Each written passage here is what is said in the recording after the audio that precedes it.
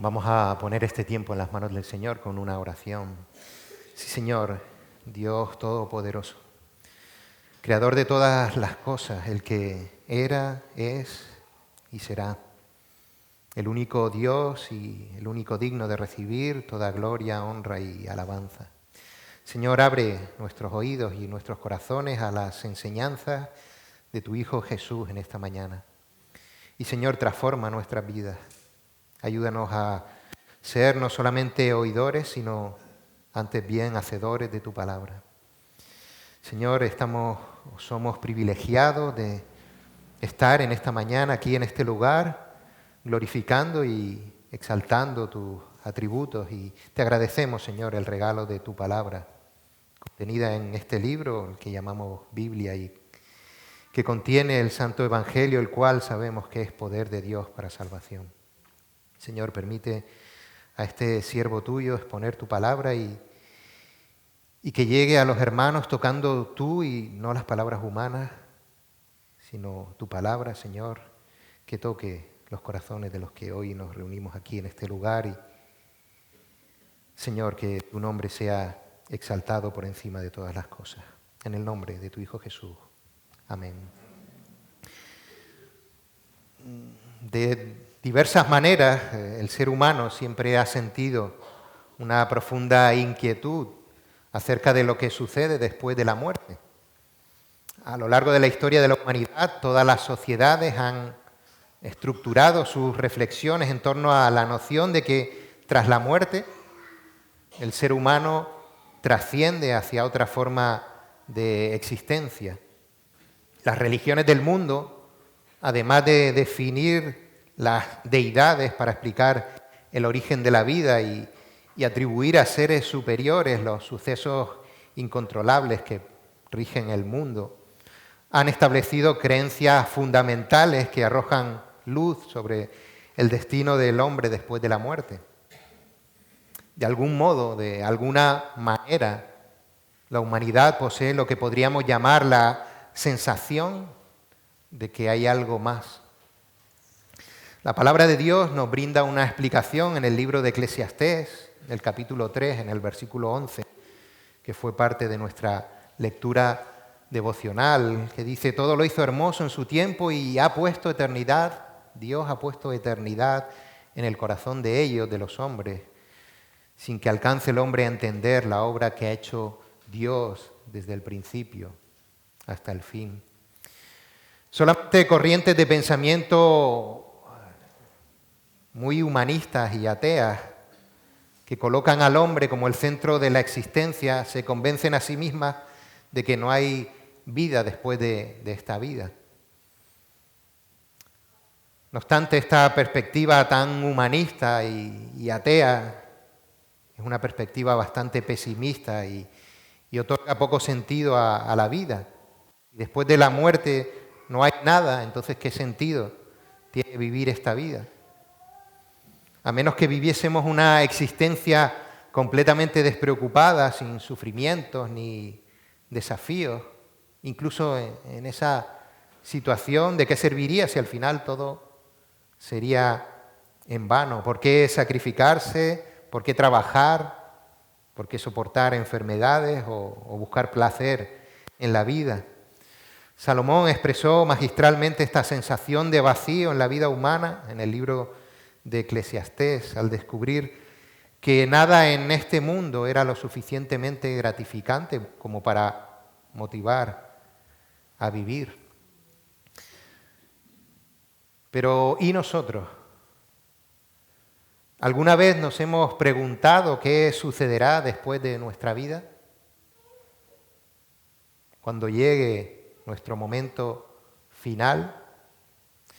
Porque si hay algo de lo que estamos seguros en esta vida, es que tarde o temprano vamos a enfrentar la muerte. Estas interrogantes nos conducen al texto que compartimos en esta mañana y que se encuentra en el Evangelio de Marcos, en el capítulo 12, los versículos del 18 al 27. Le voy a pedir que lo busquen y si nos podemos poner en pie para tener la lectura que compartiremos en esta mañana. el Evangelio de Marcos, el capítulo 12, los versículos del 18 al 27. Y dice así la lectura.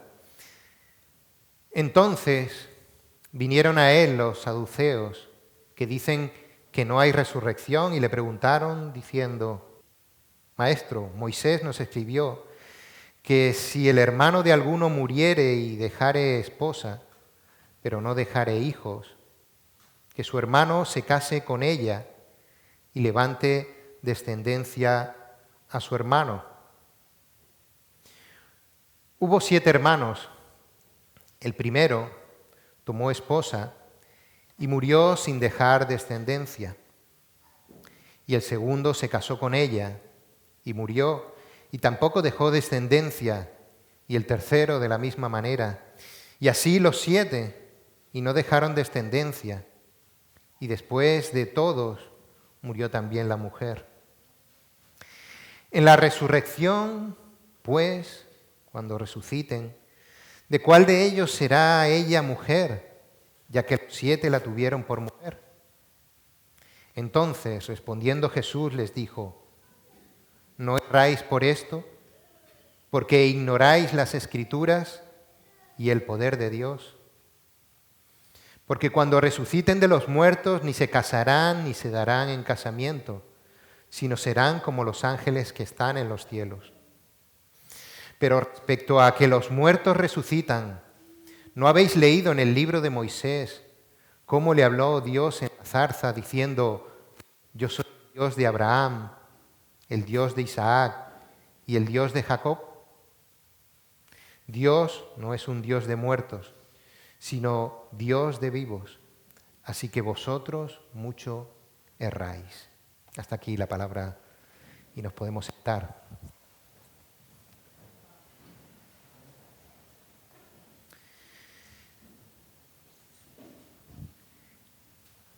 Regresamos una vez más a la última semana de la vida de Jesús y como pasa prácticamente un mes desde que predicamos en esta serie de Marcos, pues es fácil perder la noción del tiempo transcurrido entre los eventos que estamos narrando. Es necesario recordar que estos sucesos que estamos tratando en estas últimas predicaciones tienen lugar en la misma semana.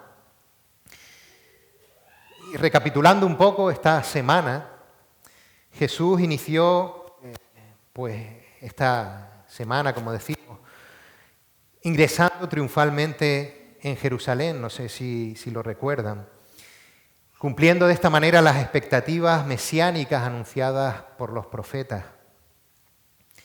Posteriormente, ese mismo día, y acompañado de sus discípulos, Jesús se adentró en el centro neurálgico de la ciudad de Jerusalén, accediendo al templo y observando el funcionamiento que estaba teniendo ese templo. Al día siguiente, y aquellos que hemos seguido esta serie de predicaciones, pudimos observar cómo Jesús, nuevamente acompañado por sus discípulos, regresaba al templo. Y en esta ocasión Jesús tomó la iniciativa de restaurar el orden en este lugar, expulsando a los mercaderes y cambistas que estaban haciendo negocio dentro del recinto. No podemos olvidar que hasta que se cumpliera el plan de salvación de Dios, el templo de Jerusalén representaba el punto de encuentro entre el pueblo de Israel y su Creador. Inmediatamente después de este episodio de reordenación de las actividades en el templo, Jesús dedicó su precioso tiempo a predicar el Evangelio y también a responder a las preguntas que le formulaban sus oyentes. Pasamos a un día posterior que corresponde al momento actual en el texto de esta mañana. Jesús se va a enfrentar, ya vimos anteriormente que se enfrentó a los distintos líderes religiosos de la época. Y observamos anteriormente cómo los llamados principales, pertenecientes al Sanedrín y siendo los líderes religiosos más prominentes de la nación judía, estos cuestionaron la autoridad que tenía Jesús primeramente para expulsar a esos mercaderes y cambistas del templo el día anterior. La realidad era que estos negocios que se aprovechaban de las actividades cúlticas del templo se llevaban a cabo bajo la supervisión del sumo sacerdote, quien formaba parte de este Sanedrín y que se beneficiaba económicamente, socialmente y también políticamente de estas prácticas. Pero no solamente objetaron sobre la autoridad de Jesús, sobre estos negocios del templo, sino que también cuestionaron su autoridad para predicar en ese sagrado lugar. Estos líderes eran conscientes de que el mensaje de Jesús exponía claramente sus prácticas censurables en el templo. Y posteriormente Jesús confrontaría a estos líderes utilizando la conocida parábola de los labradores malvados, la cual destacaba el comportamiento de los líderes religiosos que habían usurpado la autoridad de Dios en la dirección espiritual del pueblo de Israel a lo largo de los siglos. Incluso en esos mismos días contemporáneos a la vida de Jesús. Luego Marcos relata cómo de manera sucesiva diversos grupos religiosos de la época se van aproximando a Jesús con la intención de desacreditarlo, albergando internamente el deseo también de poner fin a la vida de Jesús. Jesús era el hijo del dueño de la viña, que se había vuelto incómodo para unos líderes religiosos que se habían vuelto autosuficientes. Estos últimos, estos líderes, no estaban dispuestos a aceptar el recordatorio de que necesitaban de Cristo para lograr la reconciliación con Dios. En la predicación anterior vimos cómo los fariseos, viejos conocidos, y los herodianos, partidarios de la facción vinculada al rey Herodes, representando respectivamente, podríamos decir que la izquierda y la derecha en aquel momento, se unieron como uno solo en su oposición a Jesús. Y lo hicieron de manera astuta, aproximándose a Jesús con una pregunta sobre el tributo a César, con la intención de ponerlo en un compromiso. Jesús respondió de manera magistral, revelando la realidad de una autoridad civil permitida por Dios, a la cual debemos obedecer, siempre y cuando dicha obediencia no conlleve desobedecer la ley divina.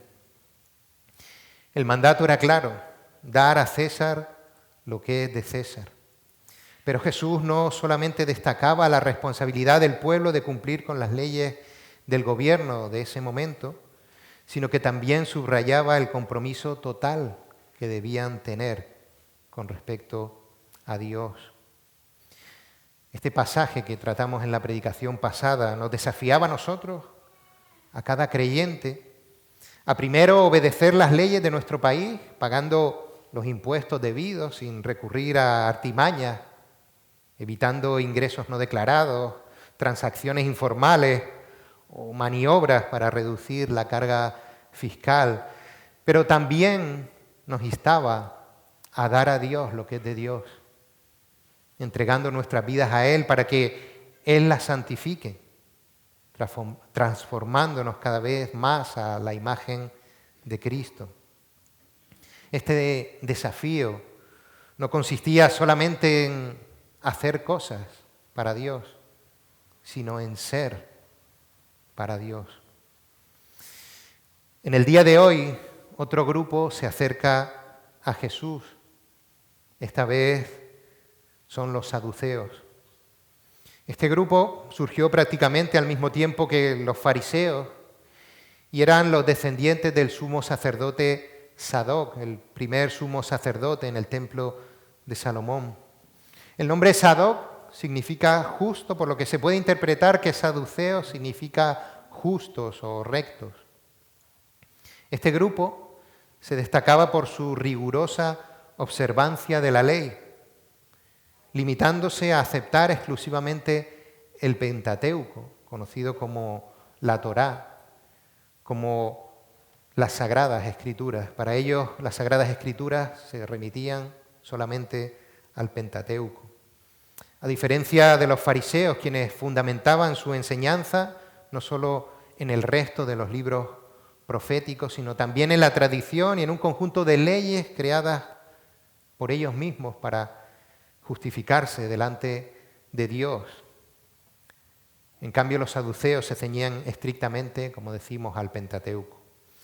Los saduceos y los fariseos discrepaban en varios temas espirituales y uno de los puntos de desacuerdo entre ellos era la cuestión de la resurrección. Los saduceos sostenían que no hay resurrección, ni tampoco hay PowerPoint. Pero lo leíamos en el primer versículo que compartíamos en esta mañana. Ellos pensaban que no había resurrección, mientras que la mayoría de los israelitas que compartían las creencias farisaicas afirmaban la existencia de una vida espiritual más allá de esta existencia. Y por ello, pues creían en la resurrección. Es crucial también notar que los fariseos habían llegado también al convencimiento de que las personas resucitarían con los mismos defectos, enfermedades, características y relaciones que tenían en el momento de sus fallecimientos. Esta divergencia en la concepción de la resurrección se puso de manifiesto años más tarde del suceso que hoy nos ocupa, en la comparecencia de Pablo ante el Sanedrín de Jerusalén. Pablo, con astucia, al notar que una parte del concilio eran fariseos y la otra saduceos, cuando fue acusado por el Sanedrín, pues Pablo aborda el tema de la resurrección y como se dice aquí en Canarias, pues se armó la pelotera. En Hechos 23, en los versículos del 6 al 9, se nos relata esta historia. Dice, entonces Pablo, notando que una parte eran saduceos y otra de fariseos, alzó la voz en el concilio, dijo, varones hermanos, yo soy fariseo, hijo de fariseos, acerca de la esperanza y de la resurrección de los muertos se me juzga. Cuando dijo esto, se produjo disensión entre los fariseos y los saduceos y la asamblea se dividió, porque los saduceos dicen que no hay resurrección, ni ángeles, ni espíritu, pero los fariseos afirman estas cosas. Y hubo gran vocerío y levantándose los escribas de la parte de los fariseos, contendían diciendo, ningún mal hallamos en este hombre, que si un espíritu le ha hablado o un ángel, no resistamos a Dios. La perspectiva que limitaba la vida a lo que sucede en este mundo llevó a los saduceos a enfocarse más en los asuntos terrenales. Aunque ellos eran menos numerosos, compensaban esta diferencia con un mayor poder en las instituciones clave en comparación con los fariseos. Los saduceos gozaban de una mayor riqueza y ocupaban roles destacados como el del sumo sacerdote y puestos principales en el Sanedrín. Podría decirse que los saduceos controlaban el poder del templo, mientras que los fariseos tenían influencia en las sinagogas, representando en gran medida las opiniones de las clases más humildes del pueblo. Los saduceos mantenían una postura más amigable hacia Roma, y es curioso esto, en verdad. Ellos mostraban más respeto por las leyes romanas, y esto se debía en gran parte a que la base de la ley romana era la cultura griega, pero también porque la interpretación que los saduceos daban a la ley judía, a la Torá, estaba muy influenciada por la cultura griega. Esta forma de pensar que combinaba una estricta obediencia a la ley de Dios con la interpretación humanista de la misma bajo el prisma cultural griego, explica este acercamiento que vemos hoy de este grupo religioso hacia Jesús.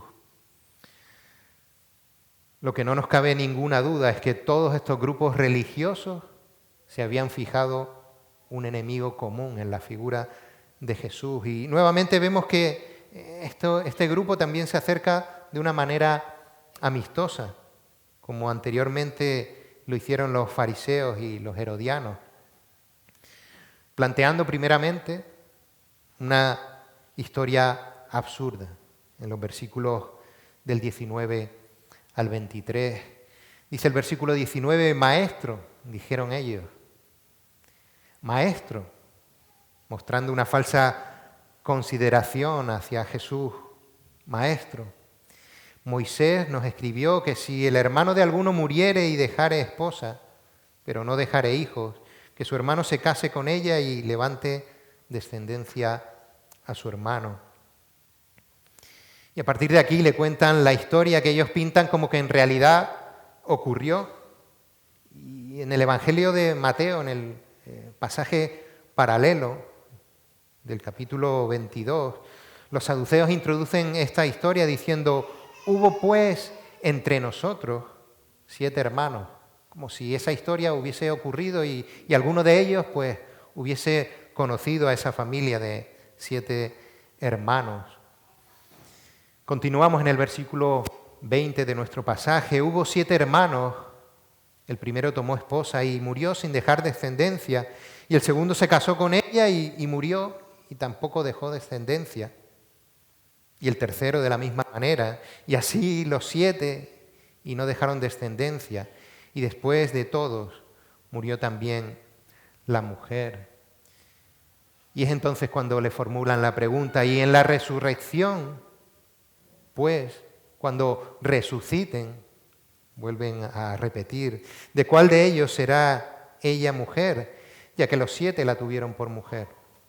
La pregunta ya vemos que viene con retranca, insistiendo en la resurrección, cuando resuciten. El trasfondo de la historia que los saduceos le presentan a Jesús se basa en una ley establecida en la Torá, específicamente en el libro de Deuteronomio. Lo podemos encontrar en el Deuteronomio, el capítulo 25, los versículos 5 y 6. Y es una ley conocida como el levirato. Según esta ley, cuando una mujer enviudaba y no tenía hijos con su difunto esposo, estaba obligada a casarse con el hermano de éste, es decir, con el cuñado de la mujer. El primer hijo nacido de este nuevo matrimonio heredaría tanto el nombre como las propiedades del primer esposo. Es importante señalar que esta ley solo se aplicaba si el hermano estaba soltero, porque no debía divorciarse ni casarse con la esposa del difunto, además de con la suya propia. También existía un rito conocido como alizar o ceremonia del zapato, que permitía a la viuda y al cuñado evitar esa obligación de casarse. No obstante, este último procedimiento resultaba en una gran deshonra para ambas partes. En su relato, estos saduceos presentaron una historia poco plausible acerca de una familia de 7 hermanos, todos solteros en su momento, y todos incapaces de tener descendencia, y curiosamente todos terminan casándose con la misma mujer debido a la obligación del levirato. Una mujer peligrosa, esta mujer. Y yo me preguntaba si el 6º o el 7º hermano no habrían preferido la deshonra del zapato a una pronta muerte, porque esta mujer era la viuda negra. Bueno, con toda intención los saduceos plantearon esta historia absurda, aunque no imposible, con la esperanza de que Jesús respondiera de manera que justificara el concepto de resurrección ampliamente aceptado por el pueblo judío, que, como decíamos anteriormente, sostenía que una vez resucitados, pues llevarían vidas similares a las que tenían antes de su muerte. Y desde esta perspectiva, la respuesta de Jesús se presentaba como igualmente absurda, lo que según ellos pues, justificaría la negación de la existencia de la resurrección. Una vez más, estas personas intentaron abordar cuestiones divinas mediante razonamientos humanos, exhibiendo así su propia ignorancia.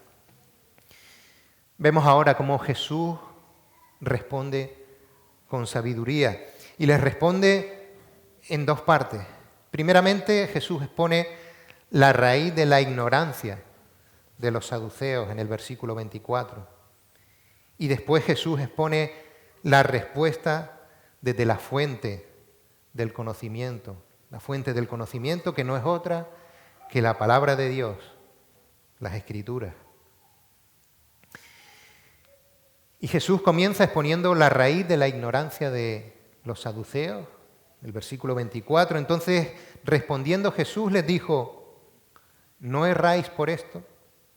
Porque ignoráis las Escrituras y el poder de Dios.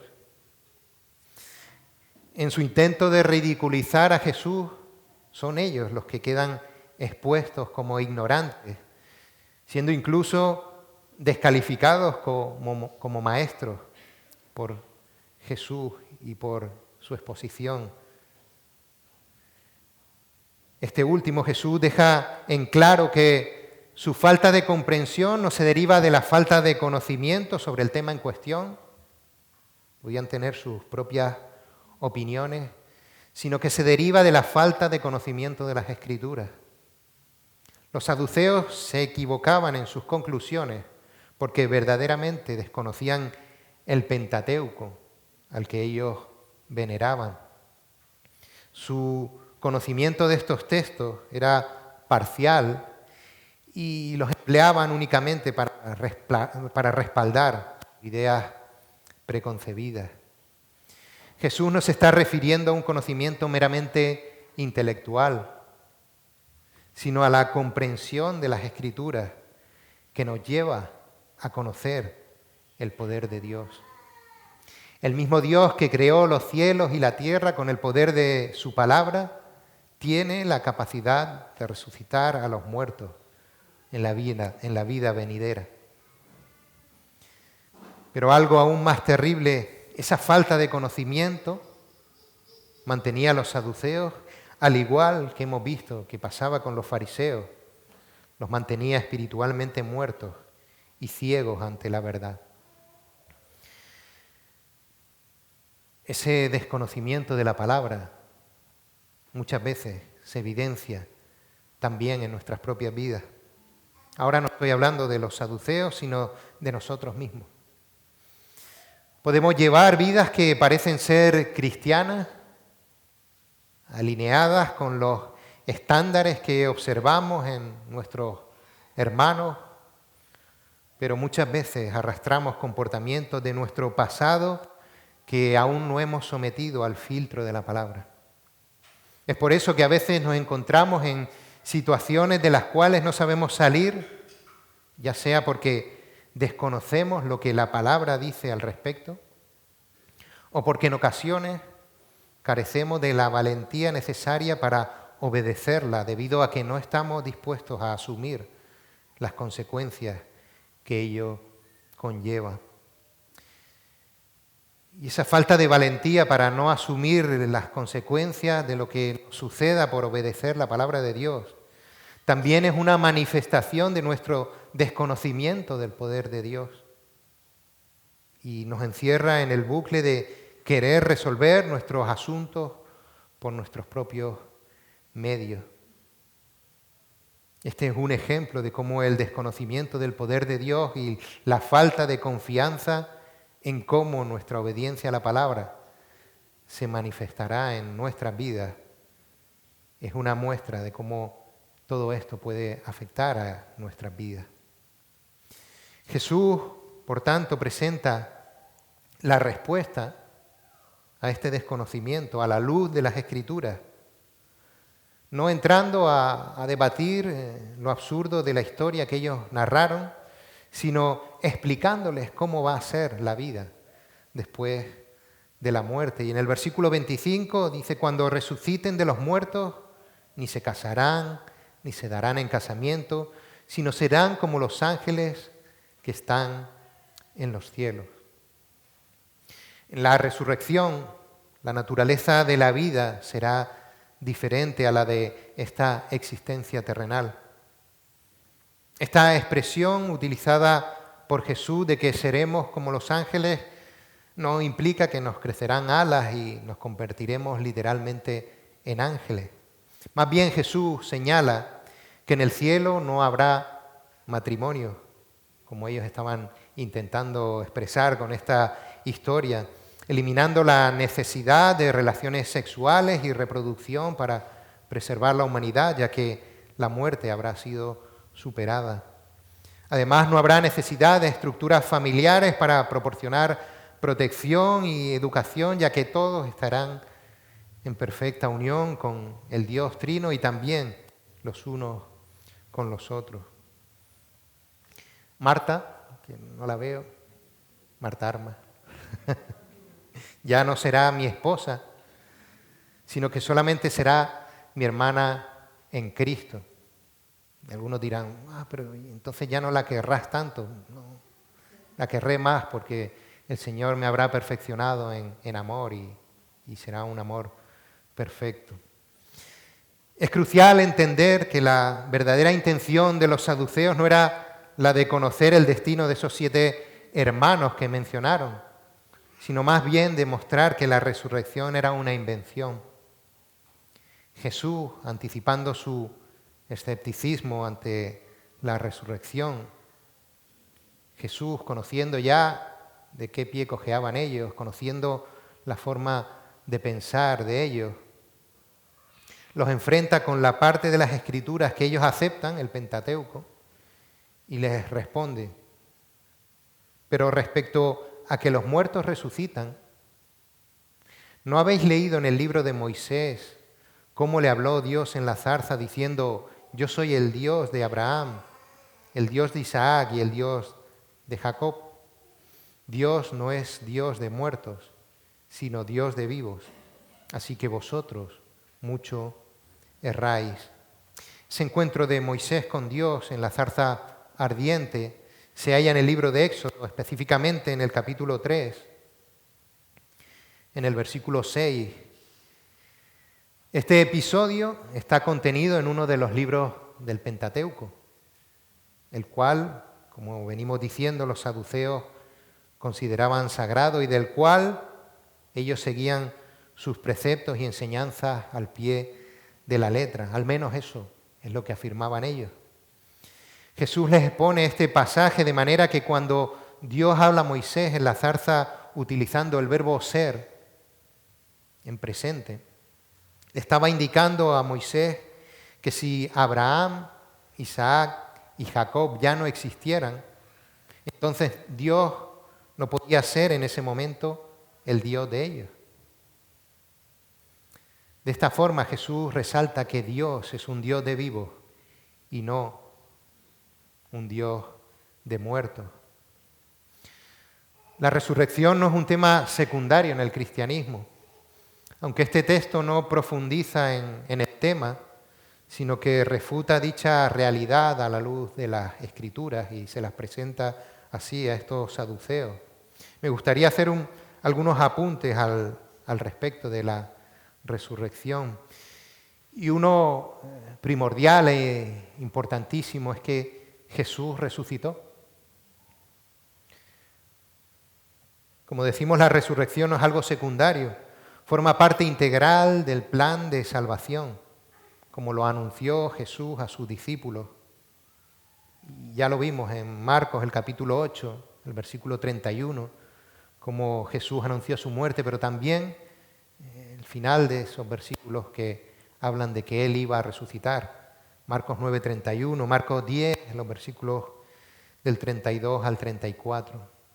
Esta resurrección fue la manifestación de su deidad, venciendo a la muerte.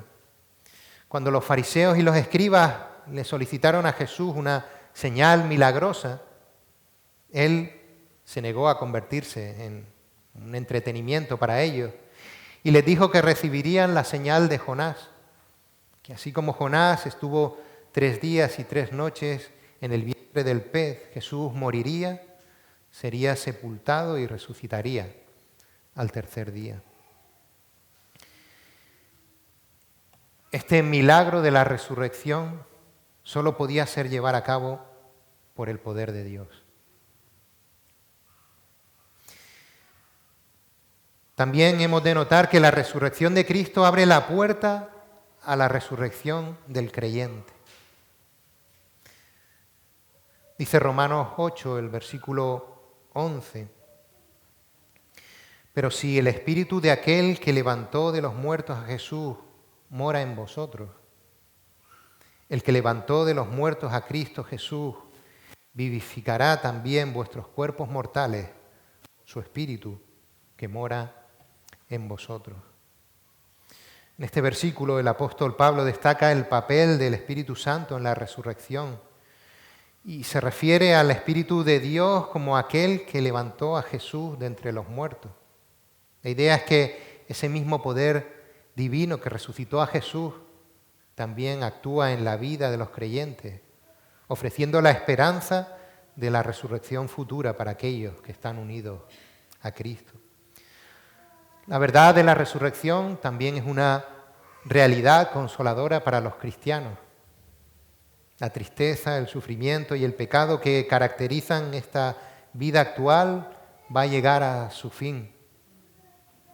En algún momento recibiremos un cuerpo glorificado, perfecto en todos los aspectos. Cuando Dios transformará el cuerpo de la humillación nuestra para que sea semejante al cuerpo de la gloria suya, por el poder con el cual puede también sujetar a sí mismo todas las cosas, leemos en Filipenses 3:21. Amaremos perfectamente a Dios y nos amaremos unos a otros, siendo capaces de adorar a Dios en una perfección santa. Tendremos también un conocimiento perfecto. Ahora vemos por espejo oscuramente, mas entonces veremos cara a cara. Ahora conocemos en parte, pero entonces conoceremos como fuimos conocidos. Y será un momento de alegría y reconciliación con Dios. Enjugará Dios toda lágrima, dice Apocalipsis 21. Enjugará Dios toda lágrima de los ojos de ellos. Y no habrá muerte, ni habrá más llanto, ni clamor, ni dolor, porque las primeras cosas pasaron.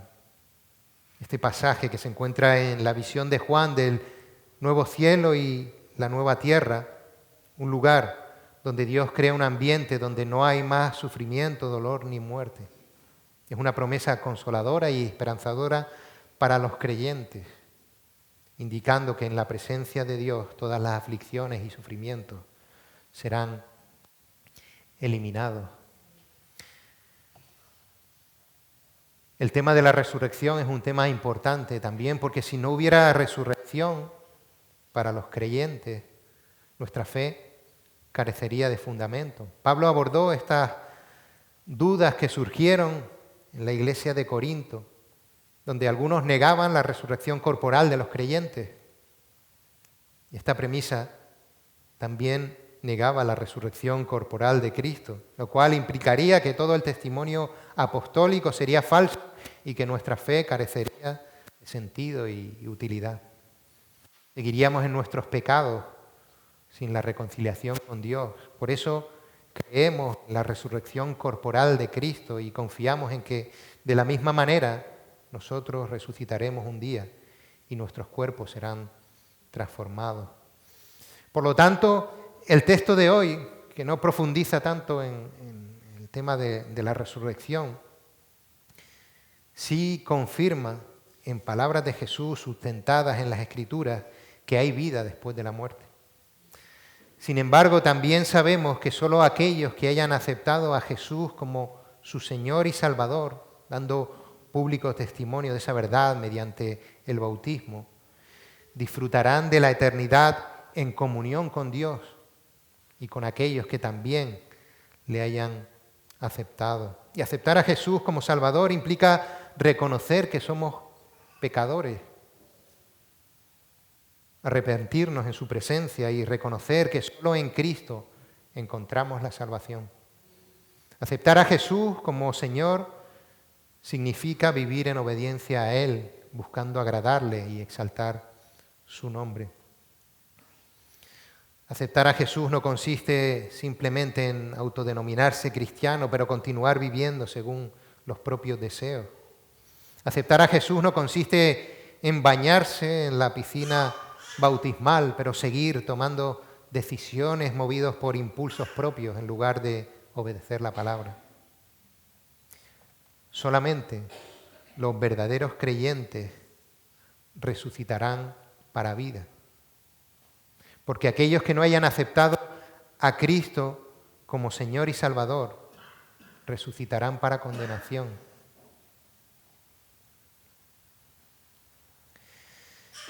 Para terminar, retomo la pregunta inicial, ahora que conocemos que existe vida después de la muerte. ¿Qué sucederá después de nuestra vida? Cuando muramos. Hoy es el día de salvación. El Señor te ha permitido estar aquí escuchando su palabra y conocer que hay vida después de esta existencia terrenal, una vida en la que las relaciones humanas serán diferentes a las que tenemos en este mundo. Si estamos en Cristo, resucitaremos para vida. Si no estamos en Cristo, resucitaremos para condenación. No lo dejen para más tarde. No lo pospongan hasta tener tiempo libre o hasta terminar sus estudios o su carrera o hasta encontrar un trabajo. Si por fe creen esto, entreguen sus vidas a Cristo y descansen en la promesa de una eternidad de vida. Oremos. Señor, Padre Celestial, dirigimos nuestra oración a ti con humildad y gratitud por la revelación de tu palabra que nos ofrece la esperanza de una vida después de la muerte. Reconocemos la inquietud puesta por ti en el corazón humano, esa búsqueda de significado y la certeza de que hay algo más allá de nuestra existencia terrenal. Hoy, Señor, tú nos has hecho partícipes de la enseñanza de tu Hijo Jesucristo, quien confrontó a los saduceos con la sabiduría divina. Reconocemos, Señor, que la resurrección es un pilar fundamental de nuestra fe cristiana. Nos aferramos a la verdad de que Cristo resucitó, venciendo a la muerte. Y tenemos la esperanza de que en Cristo tenemos una vida eterna contigo. Señor, te agradecemos por la promesa de una resurrección para vida, donde la muerte será vencida y todas las lágrimas serán enjugadas. Señor, creemos en el poder de la resurrección de Jesús, que nos ofrece la seguridad de que también nosotros resucitaremos a una vida transformada y eterna en tu presencia. Perdona, Señor, nuestras dudas y temores y concédenos la gracia de vivir vidas que reflejen nuestra fe en ti y en tu promesa de una resurrección para vida eterna en tu presencia, para aquellos que reconocen a Cristo como Salvador y Señor. Que nuestras acciones y decisiones estén enraizadas en tu palabra, que es una lámpara para nuestros pies y una luz en nuestro camino. Que como creyentes en Cristo, Señor, vivamos con la certeza de que no somos un pueblo sin esperanza, sino un pueblo que aguarda con expectación el cumplimiento de tus promesas y sobre todo la promesa del regreso victorioso de tu Hijo en busca de su iglesia. Que nuestras vidas reflejen la realidad de que tú eres el Dios de vivos y no el Dios de muertos. Te agradecemos, Señor, por tu amor inmutable, por la gracia redentora que encontramos en tu Hijo Jesús y por la esperanza que nos ofrece la resurrección. Señor, también oramos por aquellos que todavía no están en ti. Sabemos la terrible verdad de una vida después de la muerte, sufriendo el merecido castigo por ser pecadores y que solamente estando en Cristo Jesús Se puede tener abogado para no pasar la eternidad en condenación. Señor, que nuestras vidas sean testimonios vivientes de esta esperanza también para aquellos que nos rodean y que todavía no te conocen. En el nombre de Jesús oramos y confiamos. Amén.